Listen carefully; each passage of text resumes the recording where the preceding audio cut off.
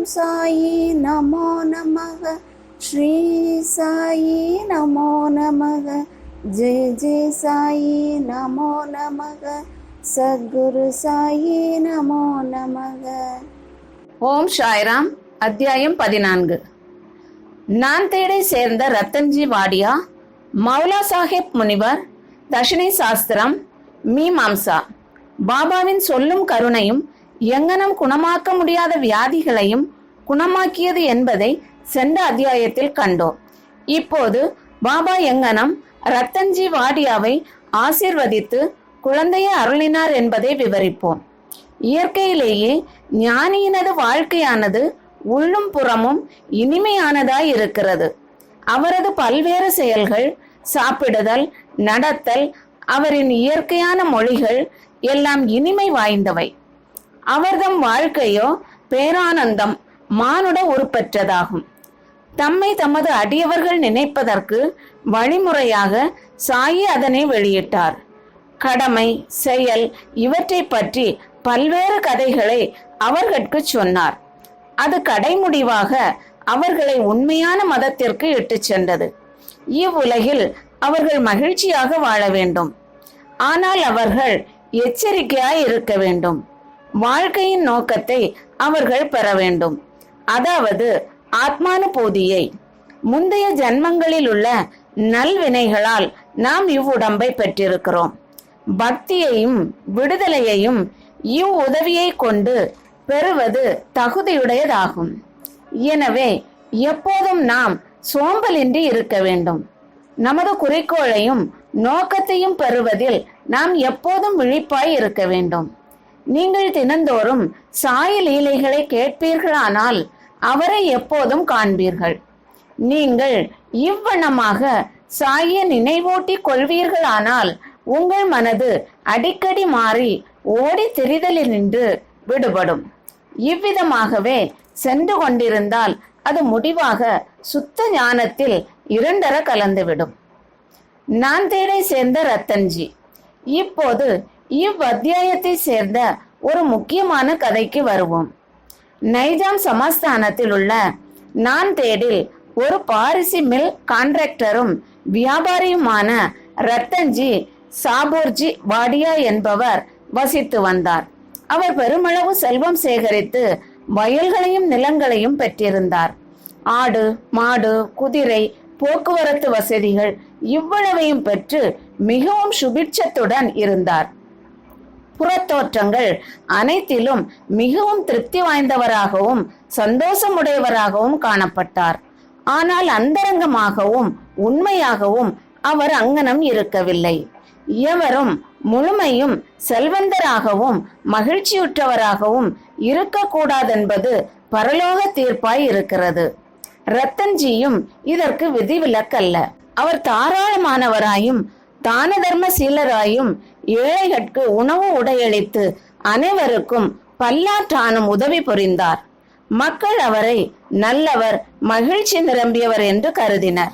ஆனால் நெடுநாளாக தனக்கு ஒரு ஆணோ பெண்ணோ எக்குழந்தையுமே இல்லாததனால் தமக்குள்ளேயே அவர் மிக்க துயர் கொண்டவர் ஆனார்.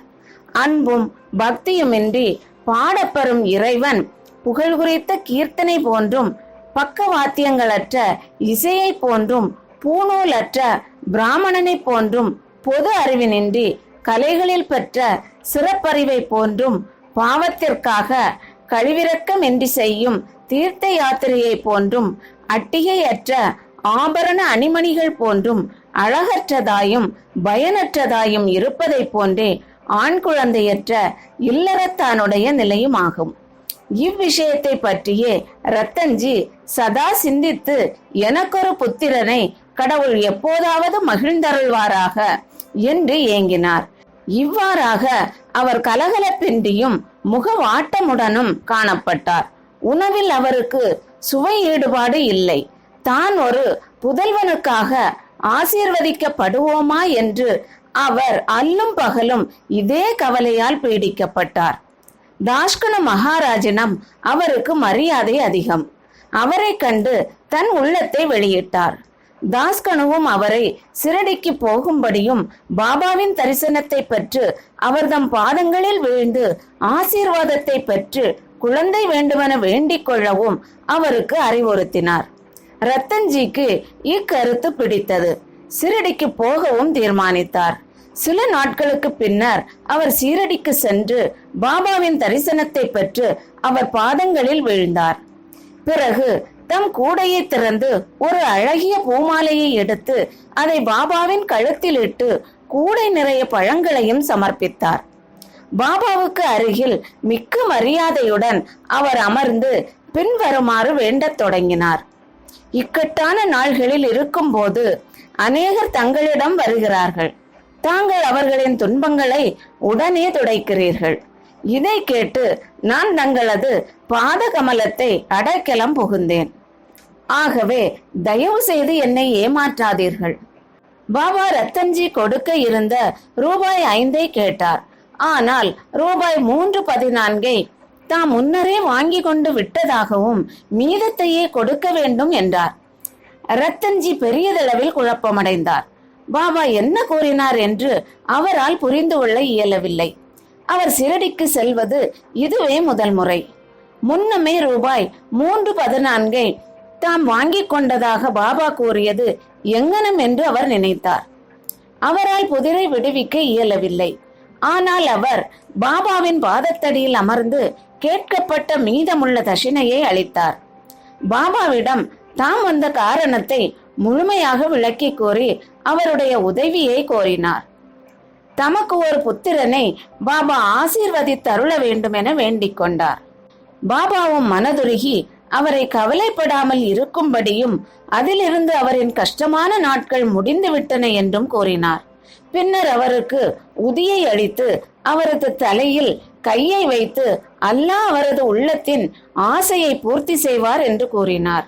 பின்னர் பாபாவிடம் விடைபெற்று கொண்டு நடத்தேடுக்கு திரும்பி ஷிரடியில் நடந்த எல்லாவற்றையும் தாஸ்கனுவுக்கும் கூறினார்.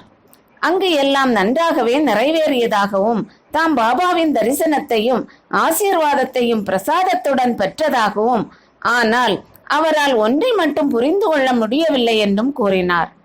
பாபா அவரிடம் தாம் ஏற்கனவே ரூபாய் 3.14 வாங்கி கொண்டு விட்டதாக கூறினார். இக்குறிப்பினால் பாபா என்ன கூறினார் என்பதை தயவு செய்து விவரியுங்கள். நான் சீரடிக்கு போனதே இல்லை. பிறகு பாபாவிடம் அத்தொகையை நான் எவ்விதம் கொடுத்திருக்க முடியும் என்று தாஸ்கனுவிடம் கூறினார்.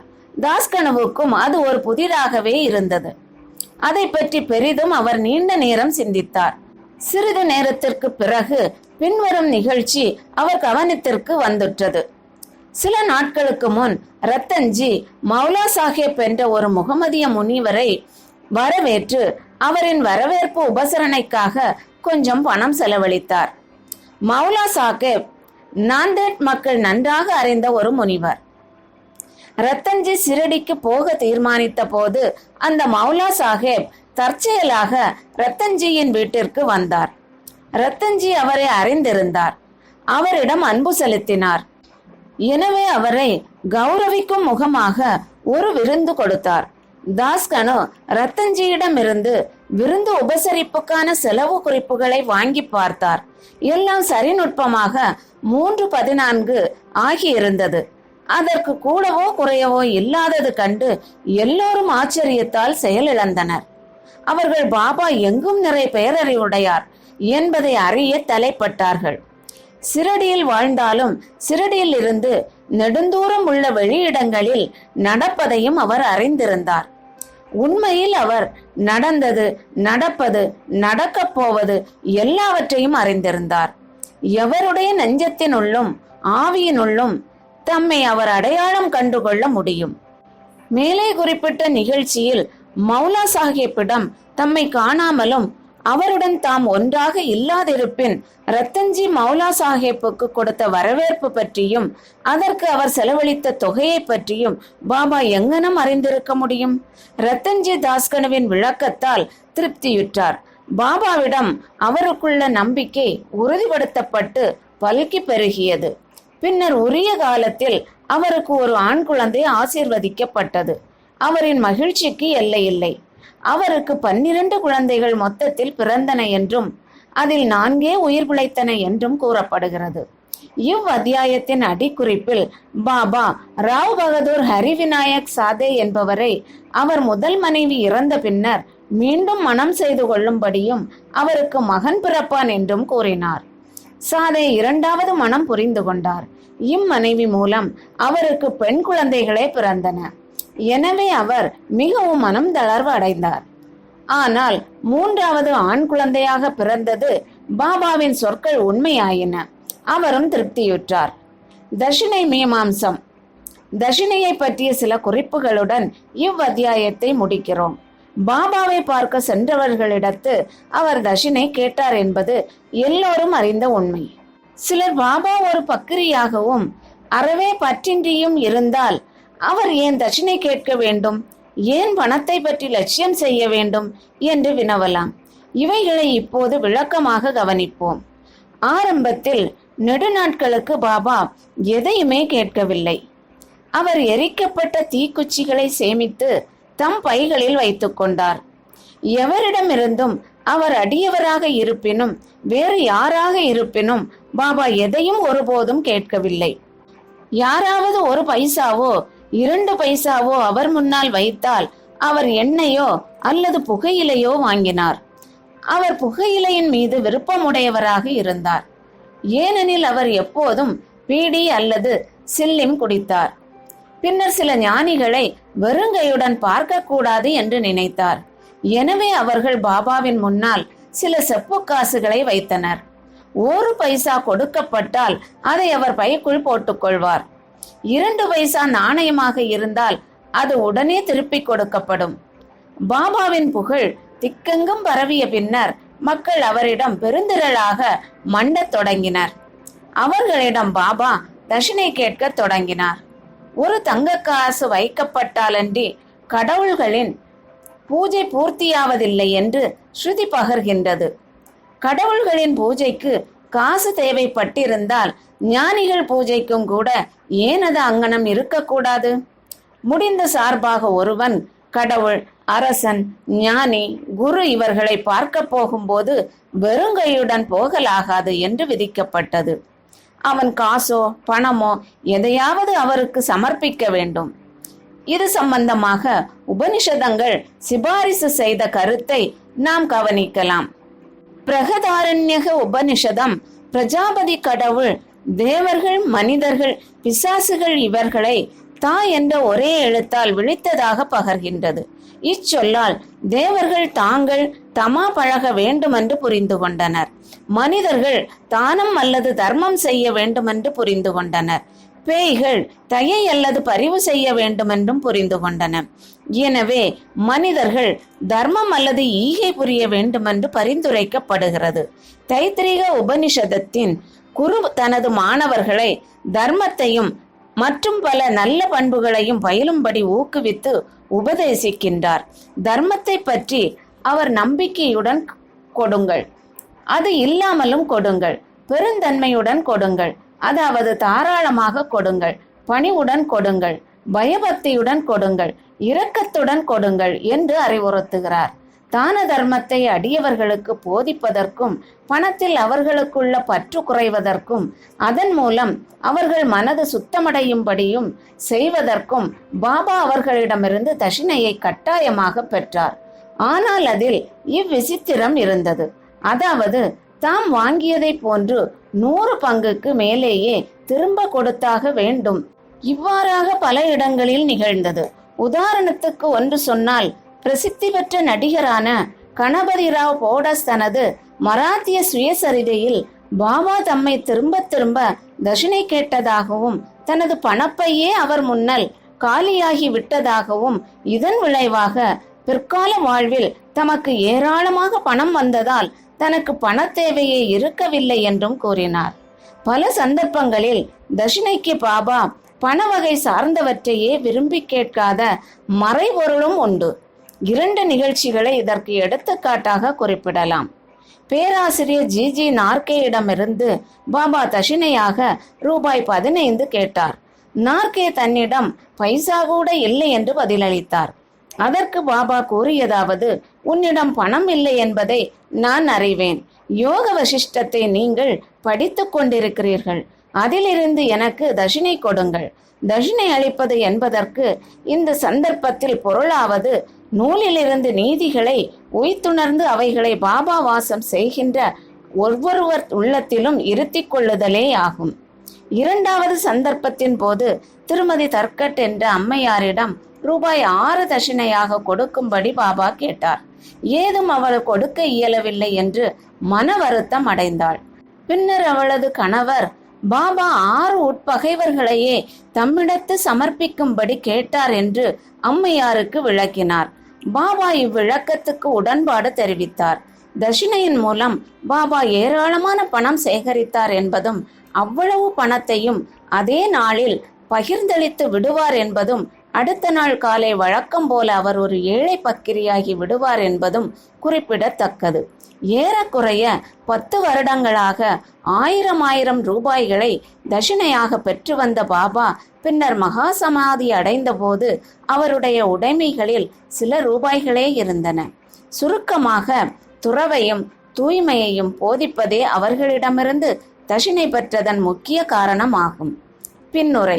பி.வி. தேவ் என்பவர் ஓய்வு பெற்ற மம்லதாரும் பாபாவின் பெரும் அடியவர்களுள் ஒருவரும் ஆவார். அவர் சாயி லீலா சஞ்சிகையில் தட்சிணையை பற்றி பின்வருமாறு குறிப்பிடுகின்றார். பாபா எல்லோரிடமிருந்தும் தட்சிணை கேட்கவில்லை. கேட்காமலேயே சிலர் தட்சிணை அளித்தால் அவர் அதை சில சமயங்களில் ஏற்றுக்கொண்டார், மற்ற நேரங்களில் மறுத்துவிட்டார். சில குறிப்பிட்ட அடியவர்களிடமே அவர் அதை கேட்டார். பாபா தங்களிடம் அதற்காக கேட்க வேண்டும், அப்போதே தாம் கொடுக்க வேண்டும் என்று நினைத்தவர்களிடம் அவர் கேட்டதே இல்லை. பாபாவின் விருப்பத்திற்கு மாறாக யாரேனும் அதை சமர்ப்பித்தால் அவர் தொடுவதில்லை. அந்த அடியவர் அதை அங்கேயே வைத்திருந்தால் அதை அப்பால் எடுத்துக்கொள்ளும்படி பாபா அவரை கேட்பார்.